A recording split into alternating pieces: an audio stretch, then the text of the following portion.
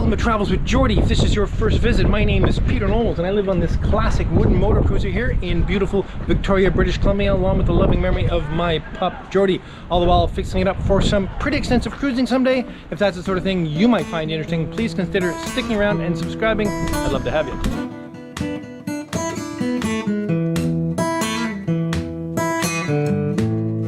This week is pretty straightforward. Back down into the bilge in preparation for doing some cabinetry in the wheelhouse relatively soon.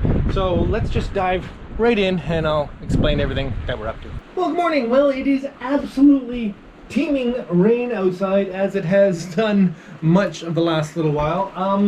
But that's okay, because this week's project is all indoors. We're back down below the sole. I think I mentioned last week that I want to get everything below the sole looked after as soon as possible so that I can start building the cabinetry that's going on in here, and I don't want to have to deal with stuff below the sole after that point. So the next big project is the fuel system, and here I have all the toys for it.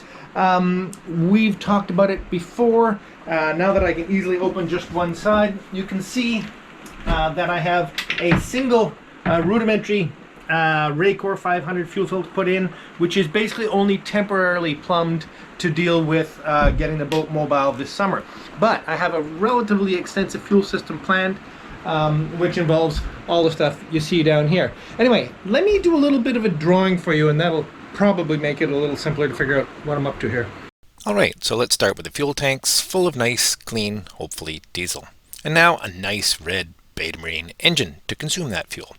Moving on, we'll add 2 Raycor 500 filters to filter that fuel and connect it all up. Now, the tanks will go directly from the siphon tubes to the filters and then through a 3-way valve to the engine. Returning from the engine, the return line comes down to another 3-way valve to the 2 returns on the tanks. Now, in normal operation, the fuel will be drawn from the selected tank through the filter, through the 3-way valve, and up to supply the engine. And the return fuel comes back down through another 3-way valve, and it can be sent back to either tank depending on what you wanted to do. There may be situations where you want to actually draw off one tank and return to the other, let's say balancing the boat, or maybe managing what is your known clean fuel. Anyway, there's lots of reasons you might want to do that. Let's consider the unhappy situation where you have a clogged fuel filter. All you need to do is switch the 3-way valve and you draw clean fuel through the clean filter on the other side, allowing you to clean the clogged filter at your leisure. Another neat feature I'm going to include is to install a small electric fuel pump on both sides between the tank and the filter. That does a couple of neat things for me. One of the first that's quite handy is when you change a filter or drain out any of the condensate out of it, the filter needs to be topped up again, and that can be messy and there's always a chance of a spill. So in this case, all I need to do is turn on the pump and it'll raise the level up to the top, and I can put the cap back on without any risk of mess. These pumps would also allow me to power bleed the engine from the fuel through the filter and up into the engine if there was an air bubble somewhere in the system, again returning to either tank at my discretion. An interesting feature of this particular Beta Marine engine is that it has a fuel bleed bypass valve built onto the injection pump. Now that's really quite handy because it allows me to open that valve, pump fuel through the filter, through the selected valve, through the bypass valve, back to the selected return, and back to either tank, thus cleaning or polishing the fuel. So during extended periods when I'm not cruising, I can still filter or polish the fuel for, let's say, 2 or 3 hours a week, guaranteeing that I'm removing any contaminants or water from the system. It should be noted that these pumps have to be facet style pumps with a pair of check valves in them so that the lift pump can draw fuel straight through them under normal conditions. Another feature I'm going to install is a vacuum gauge at the helm, and that will be plumbed into the fuel system between the engine and the selector valve. So what it indicates is the vacuum that the engine lift pump is drawing on the fuel system through the filter. So what happens then, if the fuel filter clogs for any reason, that vacuum will rise, and I'll instantly be aware of that, allowing me to switch the selector valve to the other tank, thus the other filter, and solve the problem, allowing me to change the clogged filter at my leisure. So now let's see if I can cram all of that into the rather confined space I've allotted for it. Okay, you can see there's a lot to it, and maybe it's over-designed, there's too much going on here, but I've been thinking about this a long time, and I mean a long time, like years. The trick is the best design for all those components in the limited space I have. And I can tell you, I have not been looking forward to this project, because I knew in terms of a design and execution, it's going to be very frustrating to achieve the quality of design, elegance that I'm looking for, and at the same time making it fit in the relatively tiny space I have. Okay, let's get to it. First things first is gearing up to plumb the port side fuel tank, which is just sitting there as an empty tank right now. It doesn't have its deck fill, and it doesn't have its lines into the engine box.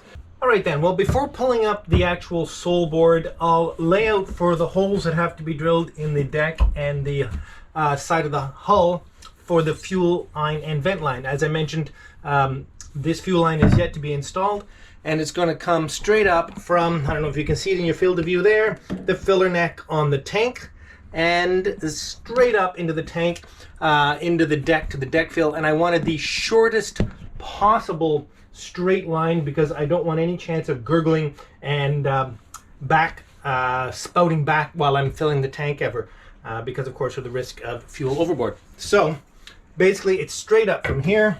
That's definitely within reason. There, after that goes the vent, and the vent is 9 inches back from here, and it's 2 inches down. Okay, let's go. Holes. All right, we'll start with the deck fill hole. Ooh, that's hot.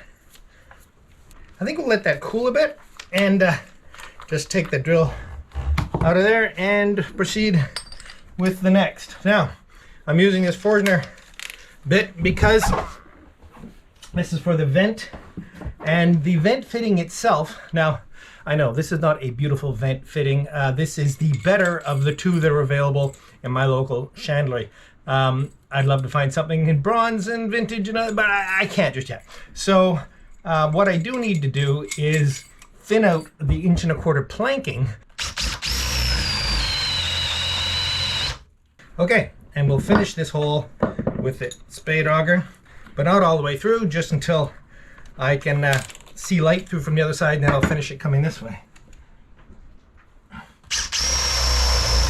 Let me show you a little view of what's going on here. See, so we have the outer hole, which is clearance for the nut, and then the inner hole for the vent itself. Okay, let's carry on with this. It's still very hot. So that's the lower section of the deck. The deck on this boat is Douglas fir, solid Douglas fir, and everywhere I've seen it, it's in impeccable condition, which is such a treat. After that, there's a layer of plywood, and above that, fiberglass.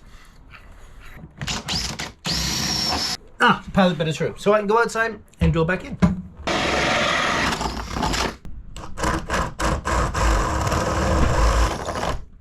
Happily, there was a lull in the rain just long enough to do that, and so that worked out really well. Now, the fuel fill I'm going to use is my existing one from up here, and the reason I'm using an existing one is because it's bronze and I have it. Okay.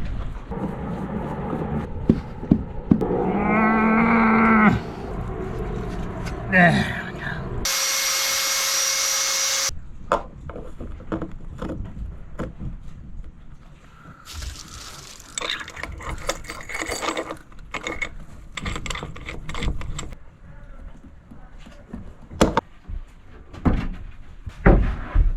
Ooh, beautiful, beautiful tanks. Let's get a vacuum going on this, shall we?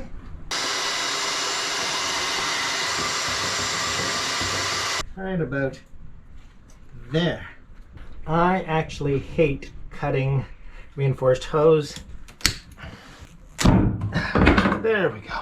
Now I'll tidy up the ends by cutting the wire actually up into the rubber a little bit so that there's no chance you're going to catch while handling it.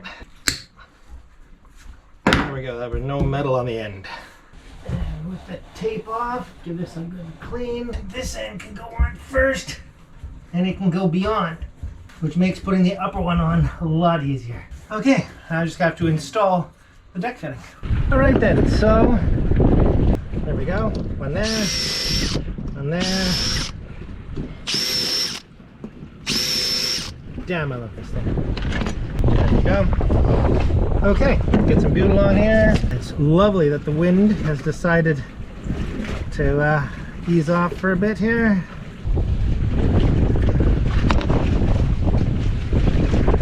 Little damp paper towel, get any dust off of here, and down it goes. Very nice, that'll certainly do for now. Okay, I'll admit, I just about killed myself getting this on. Fair amount of stretching to do, even with heat and a little fluid film on there as a lubricant. Anyway, it's on. Those of you who've been watching for a while will be tired of me talking about these types of hose clamps. If you're familiar with hose clamps, the slots that the worm gear ride in normally go right through to the other side, but these ones, they don't. It's only notched. This is actually a tube that's squished flat, so the notches are only in one side of it, and that makes these a much superior hose clamp for this sort of work. Another thing that's neat to know about these is that unfortunately they're metric, so your regular collection of nut drivers that you have lying around are useless, but you can get these nice, I got this at my chandlery, metric flex dedicated nut drivers for these, and that made me very happy. Okay. And then the vent, which is 5/8, and I'll just put the clamp on advance. There we go.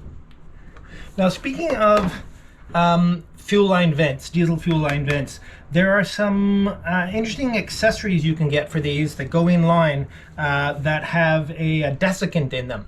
So when the tank is thermal siphoning, in other words, expanding and contracting by different temperature, it is pumping out dry-ish air and sucking in possibly humid air, which then condenses in the tank and creates that puddle of water in the bottom of the fuel tank that no one loves. So the point of the desiccant is every time it draws air back in, it draws it through the desiccant and dries it out, meaning that no moisture gets into the tank. Now, I've never used one, but I've heard of them, and I think I'll probably be investing in them in the distant future.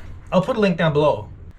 And finally, to the actual connections port. Now, when I had this tank made, I was determined to have no fittings in the side or the bottom of the tank. The idea being, if you have anything leak or weep or whatever, it's much more likely if it's under the fuel level. This way, everything is drawn out or returned to the top of the tank. They are 3/16, which is significantly heavier than is normal. And this plate here is actually 1/4 inch. So we have a number of ports. Okay, starting with two 3/8 ports, which are to take draw tubes, which are in stainless, and they simply drop down, and they're 1/4 inch shorter, or 3/8 shorter, I think, than the bottom of the tank. And the reason I have two is to give me some future proofing, but one obviously for the engine, the other possibly for the Webasto furnace or other diesel fuel device, possibly a stove in the future. I don't know. I wanted some future proofing. So I have two draw tubes ready to go in those two holes. The next one over is the return, and it's a 3/4 female pipe fitting. And why on earth it's 3/4, I cannot remember. 3/8 would have been plenty, just means problem with adapters. The next one over is also a 3/4 inch port. We'll leave that one open. Well, not quite, because I don't want to get any dust in there at all. And that is the vent. And the vents are sort of special the way I'm doing them now. This is the hose we just put in, vented up to the outside. But it's going to actually cross over here. I just move these out of the way here. And come to a T across here. This is going to be connected with a T. So this 5/8 hose will come into it, but it'll carry on over and connect to the exact same port on the other tank. The reason for combining the two vents together is really significant, and that's because in a situation where you have manual valves to control which tank you're drawing fuel off of and which tank you're returning fuel to, there's always the potential that you're going to draw off a tank that is half full and return it to a tank that's already full. Gosh forbid you made a mistake, or worse yet, you were trying to do something clever and you didn't do it right. So the risk there is that you'll overfill that tank, it'll come up the vent overboard and into the ocean. Not good. So this system would mean that any fuel that is pushed up and out of the vent, before it can climb all the way up to the actual vent and go overboard, it would simply pour over and into the other tank again, completely eliminating the possibility of sending any fuel overboard with the vent. And I've confirmed that with my surveyor, and that is a perfectly acceptable solution, and I'm really pleased with it. So that's what we'll be setting up. Okay, and the last thing here is the actual fuel level sender. And this one I'm actually going to take back out again because I have to calibrate the gauge. It should be noted that these 5 hole or 5 bolt or 5 screw senders are not symmetrical. In other words, the 5 holes are not on an equal angle from the center, meaning that if you remove it, you have to return it in exactly the same orientation. So I'll just have to remember the wire is heading aft. Okay, this has never had fuel in it, so the float is nice and clean. So basically, as the fuel floats up, it increases or possibly decreases the resistance, I can't remember, and tells the gauge via this wire. So let's go set up calibrating that gauge. Okay folks, now I apologize, you're upside down, but these are the 2 fuel gauges for starboard and port tank. Now I've already connected up the starboard tank, and it seems to be working fine because from the documentation that came with the gauges, the correct calibration for the fuel gauges is exactly the resistance in these senders, because it's quite common. I forget the resistance range, I'll get it for you.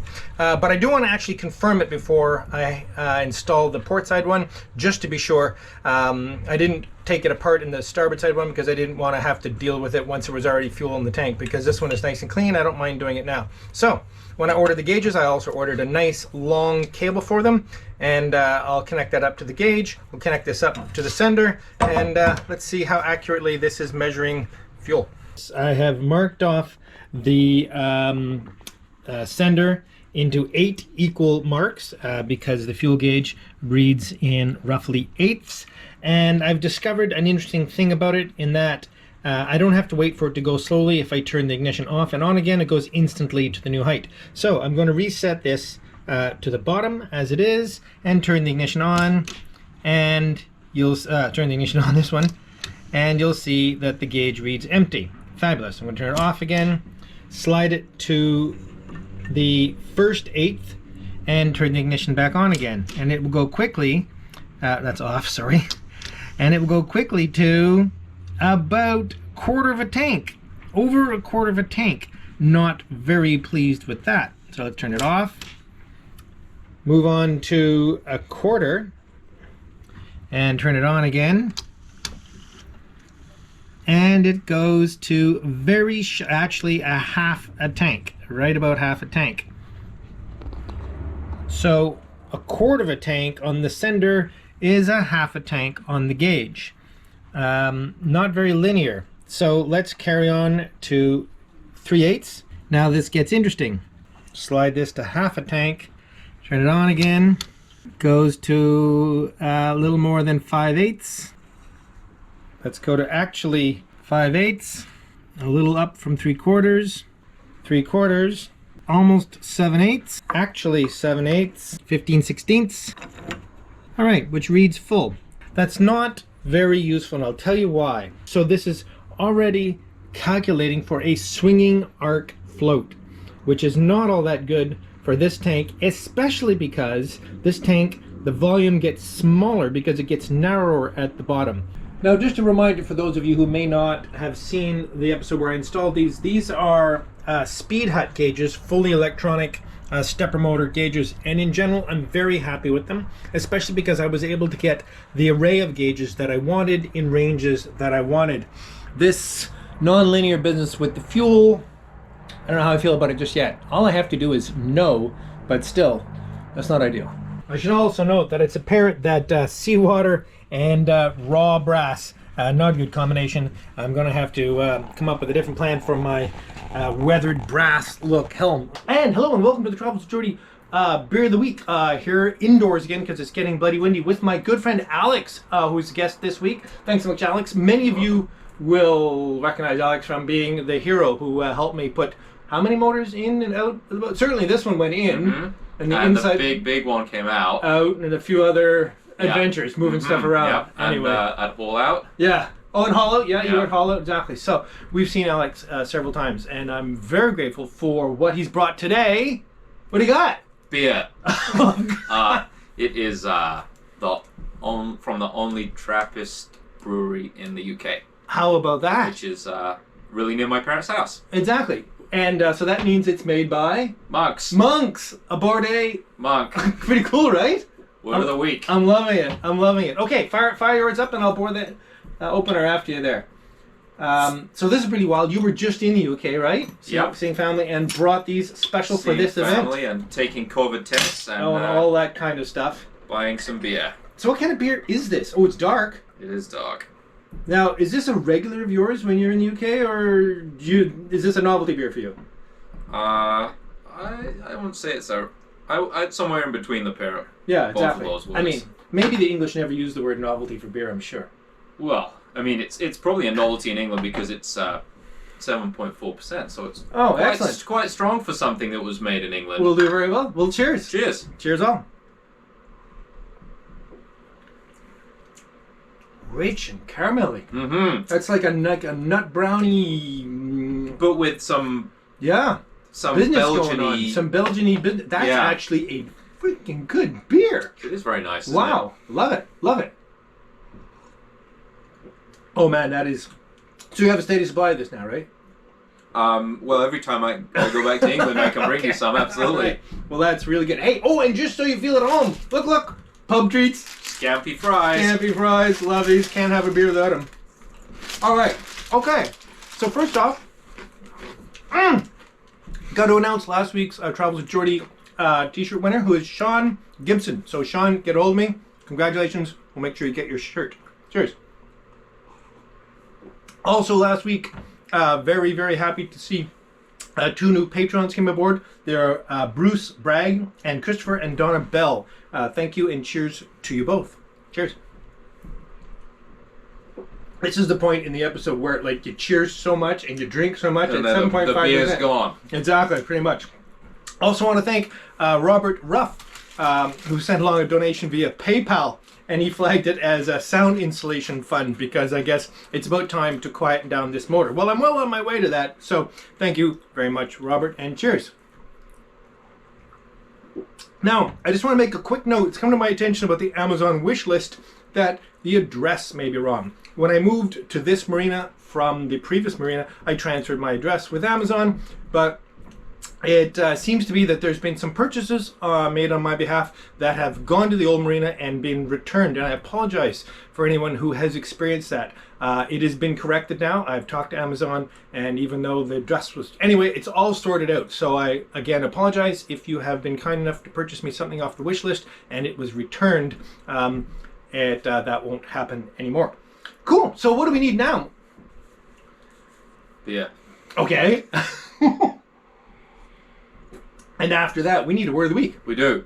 And so we're drinking beer made by monks. Sitting on a monk. So the word of the week is monk. Or never monks. Done that before. Or monks. Can you believe we've never done that before? Monks, you know what to do with it. Cheers, see you next week.